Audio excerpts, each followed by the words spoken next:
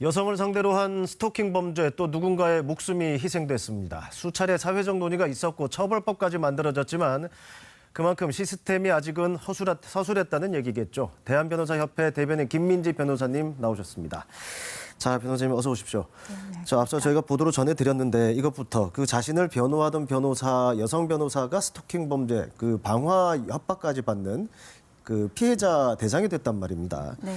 실제 이런 비슷한 일이 적지 않다는 얘기죠. 어떻게 보셨습니까? 네, 대구 변호사 사무실 방화 사건과 신당역 스토킹 살인 사건이 일어난 지 얼마 되지 않았는데 네. 또 이런 사건이 발생을 해서 여성으로서 변호사로서 불안감을 더욱 느낍니다. 네, 그러니까 이 얘기는 언제든 또 누구에게든 이런 일이 벌어질 수 있다 이런 건데. 네. 자, 이제 결국 법의 문제입니다. 스토킹 처벌법 하나씩 좀 짚어보겠습니다. 자, 그 스토킹 처벌법 내용이나 좀 이런 것부터 일단 설명을 좀 시작을 해보시죠. 네, 스토킹 처벌법의 정식 명칭은 스토킹 범죄의 처벌에 관한 법률인데요. 네. 상대방의 의사에 반해서 정당한 이유 없이 상대방이나 그 동거인, 가족 등에 대해서 불안감이나 공포심을 유발하는 행위를 스토킹 행위라고 하고요. 네네. 이것을 지속적이거나 반복적으로 하는 것을 스토킹 범죄라고 합니다. 네. 스토킹 처벌법에서는 스토킹 범죄에 해당할 경우 3년 이하의 징역이나 네. 3천만 원 이하의 벌금형에 처하도록 되어 있고 만약에 흉기나 위험한 물건을 휴대하거나 이용해서 범죄를 저지르는 경우에는 5년 이하의 징역 또는 5천만 원 이하의 벌금형으로 더욱 무겁게 처벌을 합니다. 네. 스토킹 처벌법은 작년 4월에 제정되고 10월에 시행되었는데요. 네. 이것은 1999년에 처음 발의된 이후에 22년 만에 시행이 된 것입니다. 네. 그 전까지만 해도 스토킹은 경범죄 처벌법상의 지속적 괴롭힘에 해당돼서 경범죄 괴롭힘. 네네. 그래서 10만 원 이하의 벌금이나 구류 또는 과료에 그칠 뿐이었죠. 이것은 뭐 노상방뇨랑 비슷한 수준입니다. 네, 그만큼 오래 걸린 게 사회적인 인식이 그동안 많이 부족했다 이렇게 좀 볼 수가 있겠는데 네, 좀 그렇습니다. 구체적으로 좀 따져보겠습니다. 이번 사건을 보면은 그 해당 피해자의 구속영장까지 쳤는데 이제 기각이 됐단 말이죠. 그러면 당시에도 영장을 쳤을 때 범죄 혐의가 상당히 소명이 됐을 것 같은데 왜 구속이 안 됐을까요? 네, 우리나라 형사법은 무죄 추정을 대원칙으로 하고 네. 있고 불구속 수사를 원칙으로 하고 있습니다. 그래서 구속 사유를 형사소송법에 규정하고 있는데요. 네. 형사소송법 제70조를 보면 일정한 주거가 없을 때, 증거를 인멸할 염려가 있는 때, 도망 또는 도망할 염려가 있는 때 피의자 또는 피고인을 구속할 수 있다고 하고 있습니다. 네. 이번 사건에서는 법원이 가해자 전 씨가 주거가 일정하고 증거인멸이나 도주 우려가 없다고 해서 네. 구속영장을 기각을 했습니다. 네.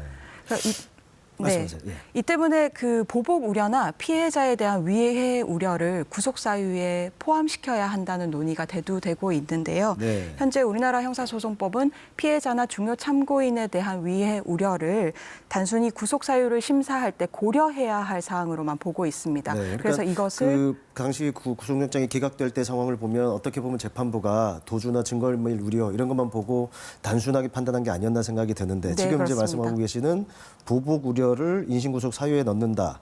그러니까 네. 이 부분이 좀 중요하다는 말씀이시잖아요. 네, 그렇습니다. 네. 그래서 보복 우려를 구속 사유로 포함시켜서 그 규정을 한다면 보복 범죄를 예방할 수 있는 것이죠. 그러니까 보복 우려에 대한 부분은 판단이 사실 쉽지 않을 것 같긴 네. 합니다. 다른 나라에도 이런 사례가 좀 있나요?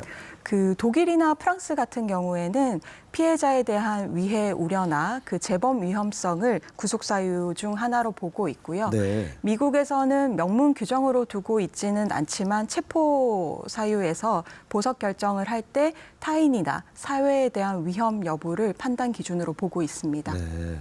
어떤 형태든 제법이나 그런 또 다른 보복 범죄의 우려가 있기 때문에 그 우려를 그 인신구속의 과정에 분명히 취지로는 살려놓고 있다. 네, 그렇습니다. 이렇게 보면 되겠네요.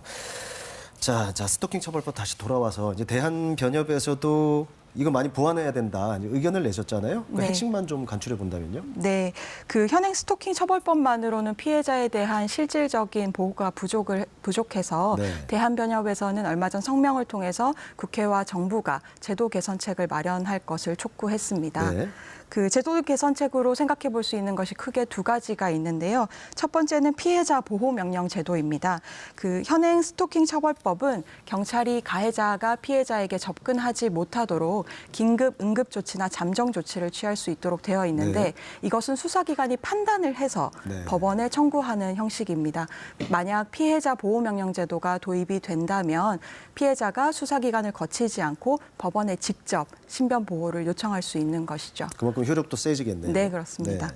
두 번째로 구속영장 단계에서 조건부 석방 제도를 생각해 볼 수 있는데요. 네. 이 제도를 도입을 하면 가해자가 석방되더라도 가해자의 활동 반경을 제한을 하고 능동적으로 감시를 해서 선제적으로 피해자를 보호할 수 있게 될 것입니다. 네, 그러니까 상당히 필요한 제도들인 것 같은데, 자 그리고 이 처벌 자체도 비판을 많이 받고 있습니다. 징역형이 14% 정도밖에 안 된다.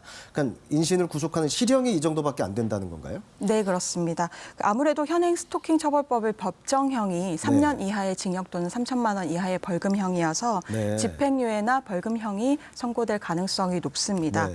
이번 사건 같은 경우에는 검찰이 징역 9년을 구형한 것으로 알려져 있는데 이것은 스토킹 범죄뿐만 아니라 다른 범죄도 추가되었기 때문이고요. 네. 단순히 스토킹 처벌법으로만 기소가 됐다면 그 징역형이 쉽지 않을 것 같습니다. 네, 역시 이제 살인이나 이번처럼 살인이나 폭행 같은 형법상 행위들이 아니고 스토킹 자체로만 간다면 처벌이 쉽지 않다. 결국 나와서 보복이나 재범 우려가 높아질 수밖에 없는데, 자 좀 설명이 더 필요하고 많은 얘기 좀 들어야겠지만 시간 관계상 이 정도로 하고요. 네. 또 다음 기회에 또 와서 요 하나만 좀 더 여쭤보겠습니다.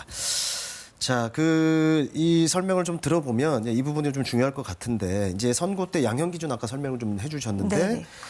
좀 그냥 형식적이었다 이런 생각밖에 안 듭니다. 디테일한 부분이 더 보완이 돼야 될 것 같습니다. 네, 그 부분 좀 그렇습니다. 얘기 좀 해주시죠. 그 지금 스토킹 범죄에서는 구체적 양형 기준이 마련되어 있지 않았어요. 그래서 사안에 따라서 구체적으로 양형 기준을 마련을 해서 실질적으로 처벌 수위를 높이는 것이 필요하고요. 네. 그리고 현행 스토킹 처벌법이 반의사 불벌죄인데 네. 이것은 피해자의 의사에 반해서 처벌하지 않는다라는 것입니다. 피해자가 가해자한테 협박을 받거나 보복이 두려워서 합의를 해주면 처벌을 할 수 없다는 것이죠. 그래서 이런 규정이 삭제되어야 되지 않을까 생각합니다. 네, 알겠습니다. 다음번에 좀 이야기 진행되는 거 보고요. 다시 한번 모시고 말씀 듣도록 하겠습니다. 네, 감사합니다. 자, 대한변협 대변인 김민지 변호사님과 얘기 나눠봤습니다. 고맙습니다.